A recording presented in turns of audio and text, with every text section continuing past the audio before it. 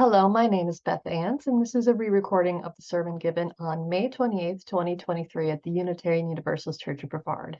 It is entitled, What If God is One of Us? Last week, we started talking about some of the proposed changes to Article 2, which, if you don't remember, Article 2 is the principles and sources we often cite as the foundation of our association. The thing I said I liked about the proposed revised Article 2 is the assertion that love should be at the center of all that we do. Centering love sounds like a great concept, right? Sounds simple. Do everything in love. Treat others as you would want to be treated, or better yet, treat others how they would like to be treated. But what does that look like in practice? I'm still working that out, so in essence, this is me doing my homework and doing the work toward living our principles. A couple of weeks ago after service, I was doing one of my favorite things, which is singing songs with our music director, Diana. And we were shuffling through songs, and What If God Was One of Us with Joan Osborne came on. Now, as a child of the 90s, I used to listen to this song on repeat, and it got me thinking. With our recent talk on love, what does it mean to live love in the world? What does it mean to treat each other with the inherent worth, that sacred divine love, that dignity, and that respect? Now, before we begin going down this rabbit hole, a couple of disclaimers. First, this is my interpretation of the song. This is not through the lens of centering love. This is not necessarily what the writer or performer of the song intended for it. It is my interpretation only. Second, there are a lot of questions, but not a lot of answers. And in that respect, it may be the most you talk I have ever given. Third, I'm going to talk about divinity and use the word God in this talk. Now, don't get hung up on the word God if that is not your word, or divinity if that is not your word. When I say God, I do not necessarily mean the all-seeing, all-knowing, and loving God in the sky, although you can. If that's your image of God, then great, use it for you. If you see many gods or a divine and noble presence in the universe, then use it for you. If you love humanity and see each other as brothers and sisters, worthy of respect and love, then use that love and humanity when you hear the word God. Don't let the word I use inhibit your access to the message of our love for humanity and faith in one another. Now, having understood that we are talking about our love of humanity and each other, let's talk about God. What if God was one of us?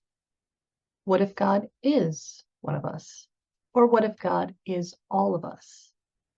What if we choose to live every day as if all of us are divine? If all of us are sacred beings, worthy of love and respect? Sounds great, right? Sounds easy. But it is definitely not. As the chorus says, what if God was one of us? Just a slob like one of us, just a stranger on a bus, trying to make his way home. Each one of us has that divine spark of life and is worthy of love. When I look at the regrets of my past, it's not the things I didn't buy. It's not the snide and catty remarks I didn't make. It's the days I didn't spend time with my kid because I was tired. It's the times I didn't speak up because I was afraid and I was intimidated. It's the connections I didn't make because I didn't want to make the effort. It's all the time I let fear or exhaustion or apathy lead me instead of love. As one of my favorite songs in Rent says, how do you measure a year? You measure in love. I have a choice to lead my actions towards love. And if I choose to acknowledge that every person, every creature, every being has a divine spark and is therefore worthy of my love and compassion, am I now obligated to treat them with that compassion, regardless of their actions? Is that even possible, to recognize the divine love in everything all the time? What about people who say and do things that don't match with our values? Can we listen in love? Can we challenge each other in love? Can we love people we disagree with, even them, all the time? It would be exhausting. We're human.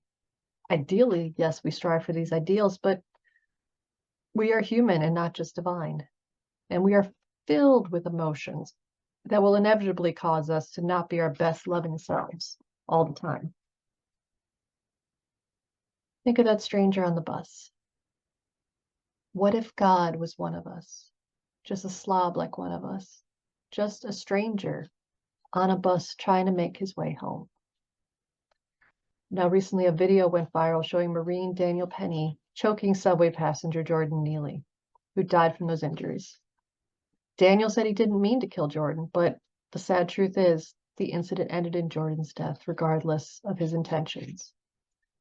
Witnesses say that Jordan did not threaten anyone, but he was upset.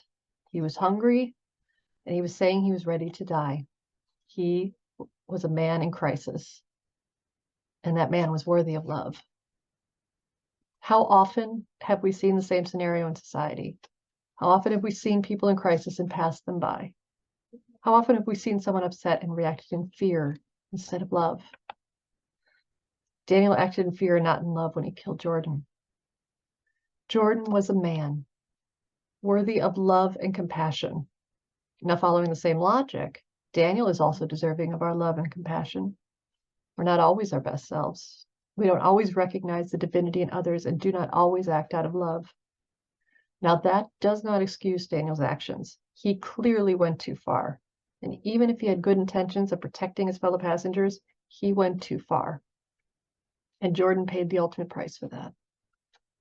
But he is not evil. It is easy to vilify someone. It's harder to love them and understand the people. People do terrible things, but that does not erase their humanity. He did not act in love, but we can still show compassion while at the same time acknowledging his role in this terrible tragedy. And Jordan was absolutely worthy of our love and compassion as well. Society did not show him the love and support he needed and ended his life too soon. I ask myself, how often have I been approached by someone clearly in need and I moved away in fear? Too often. Why do I choose to listen to fear more often than to open my heart to act compassionately? Sure, there's a time for caution, and that is valid, but it's a process to learn how to act compassionately and to act in love. To admit that all of us are worthy of love, that all of us have that spark of divinity. What if God is that person on the bus, just trying to make their way home, just trying to survive, just searching for that compassion? And what if we choose to see that? What if, and it's a choice, every day it's a choice. What if we make that choice more often than not? What if we try to center love in everything we do? It's a process, and it's not easy, and it will never be perfect. But in the words of Yoda, luminous beings are we, not this crude matter. And we strive to be our better selves, to live intentionally with love at the center whenever possible. And that includes loving ourselves as well as others, showing ourselves compassion. We will fail at centering love repeatedly and often, but we can try again and again and again. I invite you now to close your eyes. Take a deep breath in and out. And as you continue to breathe, envision a warm light growing from inside your heart. Feel its warmth. Feel the divine spark of love within you. Acknowledge it. Embrace it. Let it grow and grow and grow until it creates a bubble surrounding you. Feel your love growing beyond yourself. Feel yourself reaching out to the other people in the room. Breathe and reach out and share your divine love with them. And recognize that they also share the divine spark within them. Let these sparks merge and mingle. Feel their warmth and their love. Feel it expand beyond our walls to our community.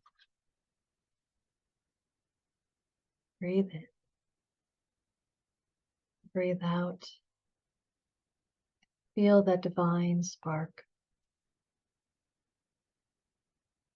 Expand that love further. Feel the connection of our wider community, our state, our country, our planet, and all of the beings who share this blue bubble with us. Breathe in and out.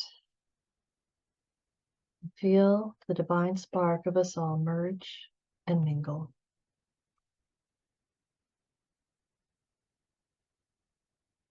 Now slowly feel the divine spark coming back into your heart as you breathe, bringing with it all the divinity that has merged and mingled within it. Bring that love into your heart and let it continue to grow within as you carry it with you.